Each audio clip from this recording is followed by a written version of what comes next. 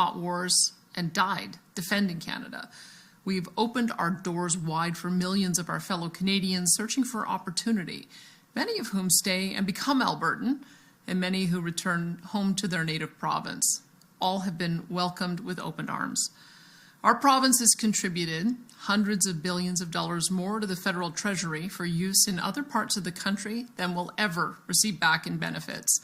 We have allowed this to occur because, quite frankly, we know how blessed our province is with an endowment of natural resources that no other country on earth possesses. And we want all of our friends, families, and fellow Canadians across the country to benefit from it. We don't ask for special treatment or handouts. We just want to be free to develop and export that incredible wealth of resources we have for the benefit of our families and future generations. Free to pursue opportunities with the ideals of entrepreneurship, hard work, and innovation that have become synonymous with the name of our province. Freedom to choose how best to provide healthcare, education, and other needed social services to our people, even if it's done differently than what Ottawa has in mind. Strong and free is more than just our provincial motto. It represents who we are and how we want to live as a people. And that is why Albertans are so frustrated with the direction of our country. For the last 10 years, successive Liberal governments in Ottawa, supported by their new Democrat allies, have unleashed a tidal wave of laws, policies, and political attacks aimed directly at Alberta's free economy, and in effect, against the future and livelihoods of our people. They have blocked new pipelines with C-69, cancelled multiple oil and gas projects, and banned the very tanker ships needed to carry those resources to new markets.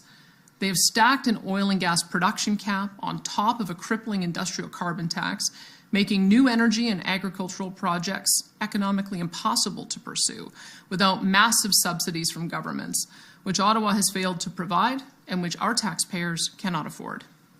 This onslaught of anti-energy, anti-agriculture, and anti-resource development policies have scared away global investments to the tune of $500 billion, driving those investments and jobs out of Alberta and Canada to much more attractive investment climates in the United States, Asia, and the Middle East. Having traveled much of the world these past few years, it is evident that Canada is not viewed as an attractive place to invest in resource development, manufacturing, or agriculture because of our high carbon taxes, endless red tape, and the uncertainty and chaos brought about by these and other federal government policies. As a result, Canada has fallen to dead last in economic growth among industrialized nations. The world looks at us like we've lost our minds.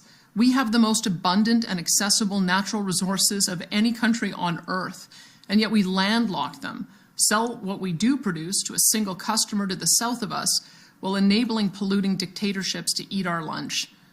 For Albertans, these attacks on our province by our own federal government have become unbearable. As I said, these policies have cost Albertans roughly $500 billion in investment, and that loss is growing daily. It has and will continue to cost hundreds of thousands of jobs, robbing countless Albertans and other Canadians of their means of providing for their families. It has cost us a decade of opportunities and tens of billions in lost royalties that could have been invested in the health, education, infrastructure, and social services Albertans and Canadians need. And what's worse, Ottawa continues onward with more destructive policies. They have imposed net zero mandates on our natural gas-based power grid, causing investment in reliable generation from natural gas to flee, thereby endangering the future stability of our power grid and risking future blackouts and spikes in electricity costs for Alberta families and businesses. They have attacked our food producers with methane taxes, onerous regulations on fertilizer, electric vehicle mandates, and many other destructive policies that have hiked costs on our farmers and ranchers and driven billions of dollars of investment in agriculture elsewhere. They've interfered in provincial jurisdiction time and again, from taking over the regulation of plastics to mandating how we operate childcare, healthcare, and dental care, to harassing law-abiding firearms owners, to dozens of other examples of unconstitutional interference. And of course, Alberta has fought back. We always have and always will. We passed the Sovereignty Within a United Canada Act and have invoked it twice to protect Albertans as best we can from the effects of the net zero electricity regulations, new pipelines law, C-69, and their attempt to regulate plastics, though they have ignored both court decisions to this point. And we have just announced a court challenge on the net zero electricity regulations and are further preparing to also challenge the energy production cap. We continue to do all in our power to counteract Ottawa's chill on investment in energy, agriculture, and our other job sectors through various tax cuts and incentive programs, which greatly strain the provincial budget. We have fought these attacks from Ottawa furiously and have won some important battles, but the lost opportunities, jobs, and futures of so many Albertans are costly and demoralizing, as are the growing number of Eastern politicians who choose to openly demonize and target Alberta for political gain. That is why a large majority of Albertans are so deeply frustrated with the results of last week's federal election. It's not that our preferred candidate and party lost. That happens in a democracy. It's that the same Liberal government with almost all the same ministers responsible for our nation's inflation, housing, crime, and budget crisis, and that oversaw the attack on our provincial economy for the past 10 government's anti-resource policies. However, Albertans are more of a actions speak louder than words kind of people. So while I will in good faith work with Prime Minister Mark Carney on unwinding the mountain of destructive legislation and policies that have ravaged our provincial and national economies this past decade, until I see tangible proof of real change, Alberta will be taking steps to better protect ourselves from Ottawa. As a start, I will soon appoint a special negotiating team to represent our province in negotiations with the federal government on the following reforms requested by our province. We hope this will result in a binding agreement that Albertans can have confidence in. Call it an Alberta Accord, if you will. First, Alberta requires guaranteed corridor and port access to tidewater off the Pacific, Arctic, and Atlantic coasts for the international export of Alberta oil, gas, critical minerals, and other resources in amounts supported by the free market rather than by the dictates and whims of Ottawa. Every province in the country, other than Alberta and Saskatchewan, have coastal port access, and no province needs it more given the size and value of our resources. This will benefit all Canadians to the tune of trillions of dollars of economic activity, including billions for First Nations partners.